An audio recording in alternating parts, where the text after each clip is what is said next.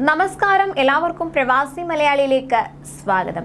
പ്രവാസികളെ പൈസ കുറച്ച് അധികമായി നാട്ടിലേക്ക് അയക്കണമെങ്കിൽ വേഗം അയച്ചോളിൻ. അതിന് പറ്റിയ ബെസ്റ്റ് ടൈമാണ് ഇപ്പോൾ. പറഞ്ഞു വരുന്നത് ഗൾഫ് കറൻസികളെല്ലാം ഇപ്പോൾ ഉയർന്ന നിരക്കിൽ തലയുയർത്തി നിൽക്കുകയാണ്. രൂപയുടെ മൂല്യം ഏറ്റവും താഴ്ന്ന നിരക്കിലാണ് പോയിക്കൊണ്ടിരിക്കുന്നത്. ഒരു UAE ദിർഹത്തിന് 22.65 രൂപയാണ് കഴിഞ്ഞ ദിവസത്തെ വിനിമയ നിരക്ക്. ഒമാൻ റിയാൽ 216.08 രൂപയിലും ബഹ്റൈൻ റിയാൽ 220.75 രൂപയിലും എത്തിയിട്ടുണ്ട്. കുവൈറ്റ് ദിനാർ 270.5 രൂപയും സൗദി റിയാൽ 22.18 രൂപയിലും എത്തി. ഖത്തർ റിയാൽ 22.81 രൂപയാണ് ലഭിക്കുക. ഗൾഫിലെ കറൻസികളെല്ലാം രൂപയുമായുള്ള വിനിമയ നിരക്കിൽ ഏറ്റവും ഉയർന്ന നിരക്കാണ് ഇന്നലെ രേഖപ്പെടുത്തിയത്. എക്സ്ചേഞ്ചുകളിൽ നിലവിൽ വലിയ തിരക്കൊന്നും അനുഭവപ്പെട്ടിട്ടില്ല. സാധാരണയുള്ള തിരക്ക് തന്നെയാണ് ഉണ്ടായിരുന്നത്. എന്തായാലും ഇനി വരും ദിവസങ്ങളിൽ തിരക്ക് ഉയരും എന്ന് തന്നെ വേണം പ്രതീക്ഷിക്കാൻ.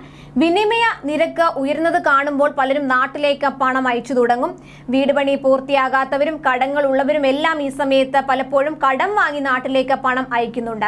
കോവിഡ് പ്രതിസന്ധി വന്നത് മുതൽ വലിയ തരത്തിൽ സാമ്പത്തിക പ്രയാസം അനുഭവിക്കുന്നവർ ഇന്നും കരകയറിയിട്ടില്ല. പല കമ്പനികളും ശമ്പളം വെട്ടിക്കുറച്ചിരുന്നു. ചില കമ്പനികൾ ഇതൊന്നും ഇപ്പോഴും വർദ്ധിപ്പിച്ചിട്ടില്ല. വിനിമയ നിരക്ക് ഉയരുന്നത് പ്രവാസികൾക്ക് വലിയ അനുഗ്രഹമായാണ് കാണുന്നത്.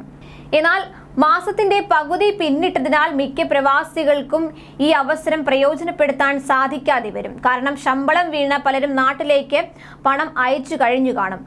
അയക്കാൻ വൈകിയവരും ഇനി അയക്കാൻ ബാക്കിയുള്ളവരുമൊക്കെ പരമാവധി ഈ അവസരം പ്രയോജനപ്പെടുത്തുക. വരും ദിവസങ്ങളിൽ തിരക്ക് കൂടുമെന്നതിനാൽ മണി എക്സ്ചേഞ്ചുകളിലെ തിരക്ക് ഒഴിവാക്കാൻ ഇപ്പോൾ തന്നെ നിങ്ങൾ നാട്ടിലേക്ക് പണം അയച്ചു തുടങ്ങിക്കോളൂ.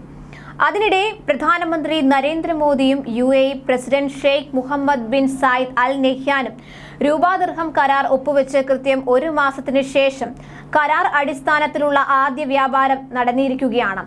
അതും കൃത്യം കരാർ ഒപ്പുവെച്ച് ഒരു മാസം തികയും മുൻപ്. പ്രാദേശിക കറൻസികളിലെ വ്യാപാരം ഇന്ത്യ-UAE സഹകരണത്തിന്റെ വളരെ പ്രധാനപ്പെട്ട വശമാണ്.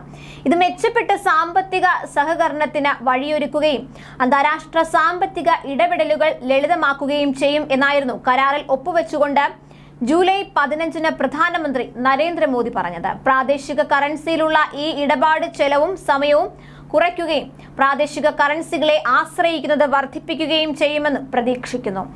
ഇത് സ്വതന്ത്ര വ്യാപാര കരാറിലൂടെ ലഭിക്കുന്ന ആനുകൂല്യങ്ങൾ വർദ്ധിപ്പിക്കും. കരാറിന്റെ അടിസ്ഥാനത്തിൽ വ്യാപാരികൾക്ക് ഇന്ത്യൻ രൂപയിൽ പേയ്മെന്റ് നടത്താൻ സാധിക്കുമെന്ന് ഇന്ത്യൻ എംബസി പ്രസ്താവനയിലൂടെ കൂട്ടിച്ചേർത്തു. കൂടുതൽ പ്രവാസി വാർത്തകൾക്കായി ഈ ചാനൽ സബ്സ്ക്രൈബ് ചെയ്യുക.